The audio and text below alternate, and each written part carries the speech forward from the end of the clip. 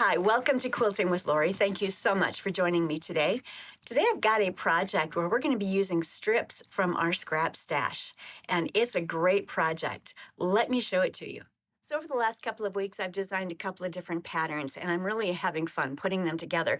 This one is the Criss cross quilt that I'm going to be teaching you today, and it's a really fun and fast project. You could certainly use squares and rectangles if you chose to, but I simply cut some from remnants. I have all kinds of little remnants from these reproduction fabrics, and I have simply cut 3.5-inch strips from them. And from those strips, I was able to accomplish what I needed. Plus, I was able to also get 2-inch squares. So I'm going to share with you, I'm going to take you to the tabletop here in just a minute and share with you how I've done this. I was going to make this crisscross quilt in some beautiful batiks. And then I happened to notice all of these beautiful vintage reproduction fabrics that I had in my stash, from the blues. I have pinks down here, greens, the yellows.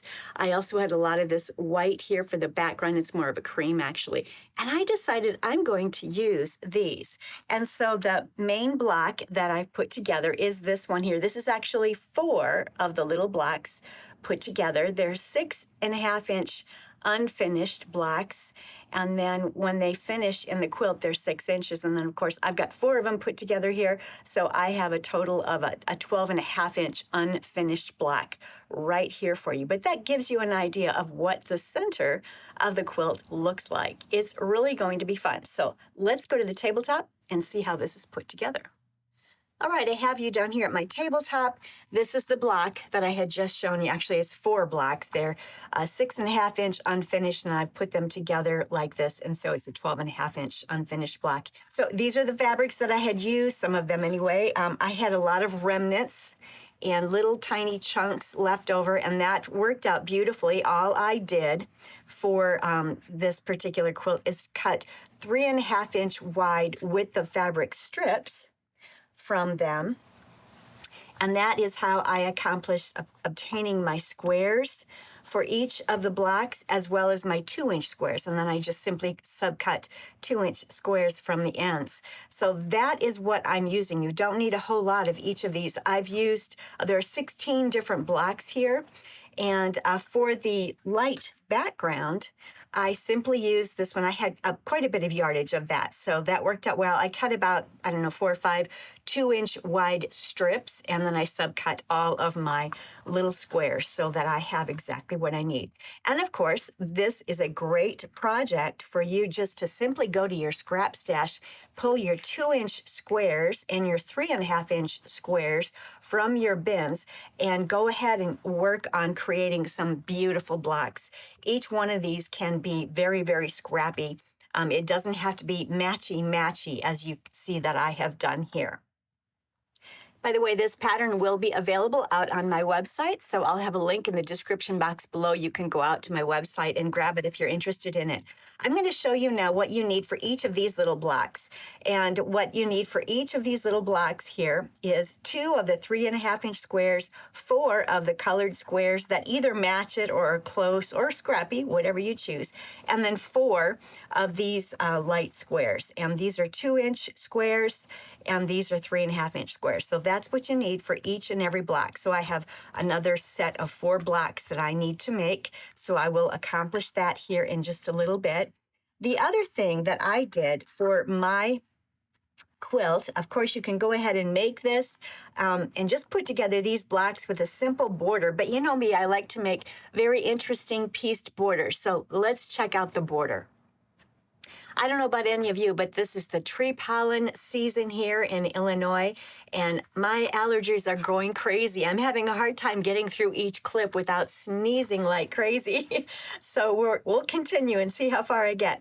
So I wanted to share with you the corner blocks and the border blocks. I went ahead and found a fabric that I had in my stash, which it lends itself to this vintage reproduction. So I went ahead and used it. It has kind of these little print of a white tree on the back, if you will. And then, of course, I use that same beautiful reproduction vintage fabric for the squares. And what we need for the corner blocks and the border blocks are 3.5 by 6.5 inch rectangles, 3.5 inch squares, and 2-inch squares of the blue and the cream. Now, there are actually four different variations that we're producing using these particular pieces.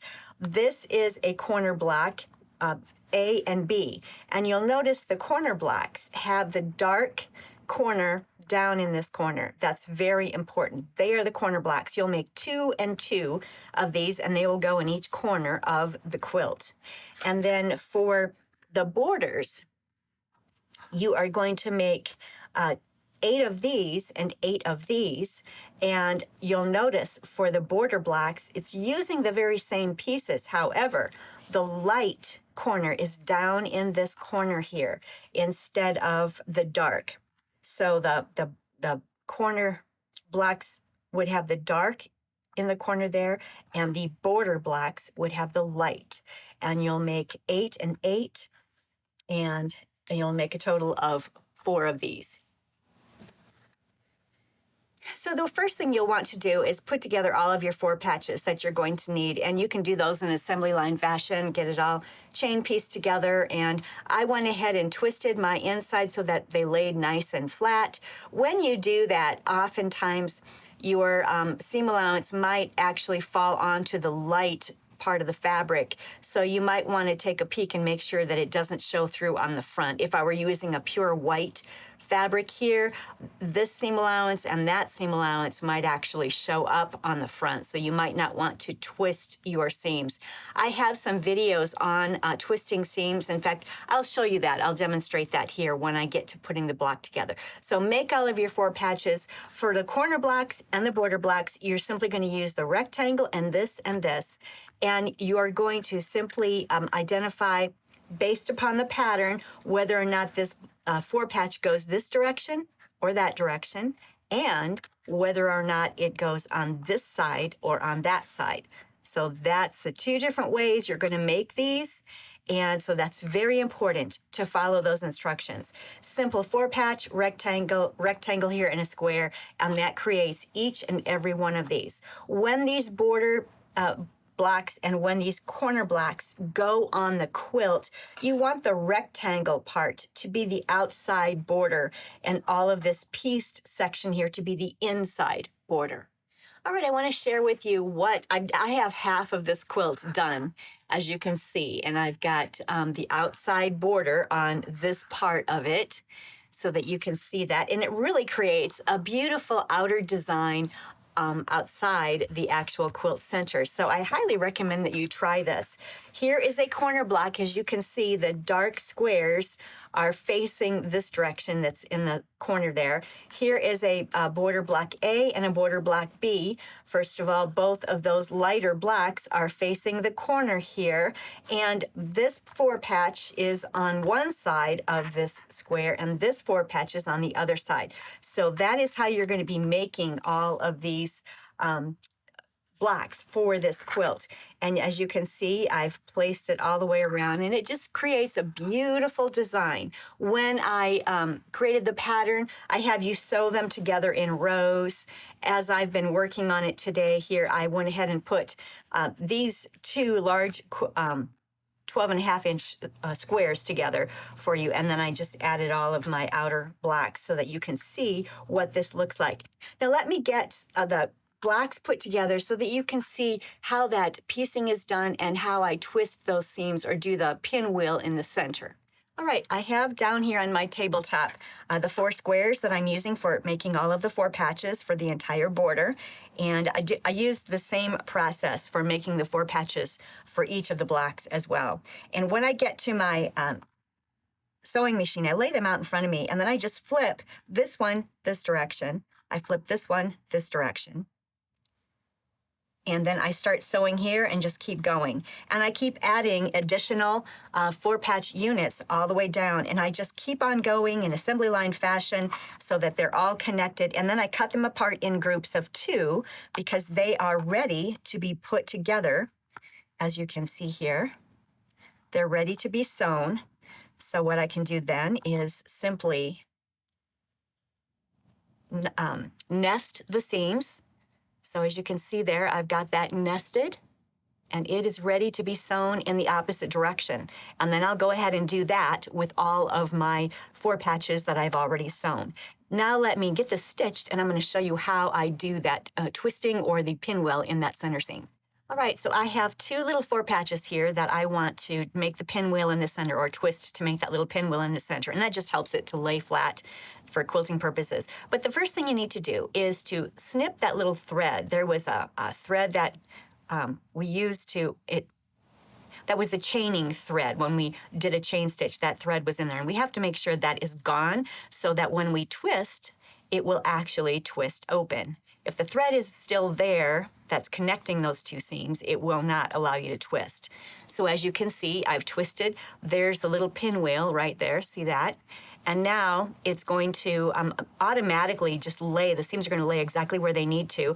2 of them are going to fold onto the dark, but 2 of them will fold onto the light. So if your fabric here was a bright white, and if those seams did show through, you might not want to use this twisting procedure, because then it's going to show through on the front. But for me, it works out beautifully. I'm going to take it and press it, and then square everything up to 3.5 inches here for each of my pinwheels, and that's good to go. And here's another one. I just made sure that one thread was snipped, and then twist.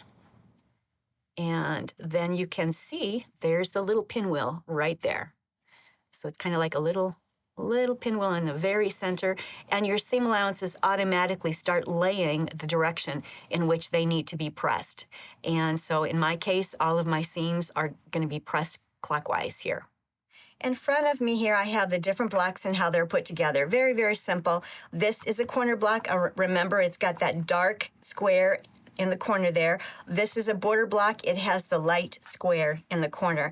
And some of the border blocks will be put together this way. Some of them will be put together that way.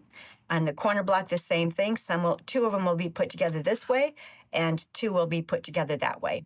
And then they'll go in the corners, and the pattern goes through how that is done exactly. And here is how every single one of the little blocks is done in the center.